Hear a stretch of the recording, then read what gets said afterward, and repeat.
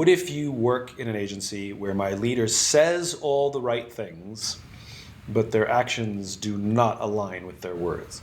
So talk is cheap. It is very common for people to say the right things because they know what needs to be said. They know what people want to hear, but they don't do those things because they don't actually believe them. Or they don't know how. Very often, believe it or not, it's just lack of skills or fear. Yes, sometimes it's manipulative and sometimes it's duplicitous, but have empathy that the reason there's the disconnect, very often it's because, as I said, they don't know something, they're afraid of something, there's some pressure on them that we don't understand, or they just don't have the skills. And so as much as possible, you want to help that person behind the scenes. If they've said something, you can go and say, hey, I know you said this and you made this promise. I'm here to help to implement it if you want it. You can take them at face value, which is you can start taking small steps to actually doing the things and implementing the things that they talked about publicly. And you can say, hey, thanks for that instruction, I'm taking it on. If you have an okay relationship with that person, in private, never do this in public, but in private, you can go to them and say, hey, you said this and you did this, I'm confused. And by the way, let me take a step back. This goes to confrontation technique. And here's how you have an effective confrontation, because that's what that is. It's a technique called FBI.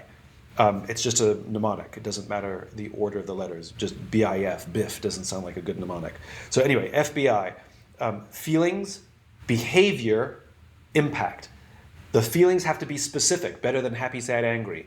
The behavior that they committed, that they performed, that made you feel that way, has to be specific. You can't say, you're always late to meetings, because they'll tell you the one time they weren't, right? Either pick the most egregious one or the most recent one. And then talk about the potential impact if the behavior continues.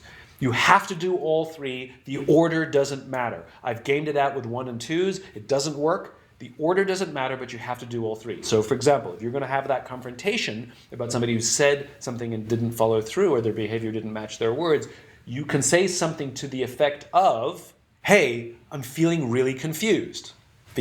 Right? Feeling really confused, or uncertain, or unstable, whatever feeling you actually have. Feeling really confused.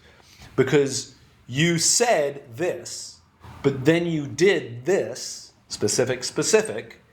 My fear is that if you keep saying things and doing things differently, my confusion will become the confusion in the whole agency. And my fear is that it's going to have massive negative impacts to morale and efficacy of our agency. And then shut up. And you go into listening mode.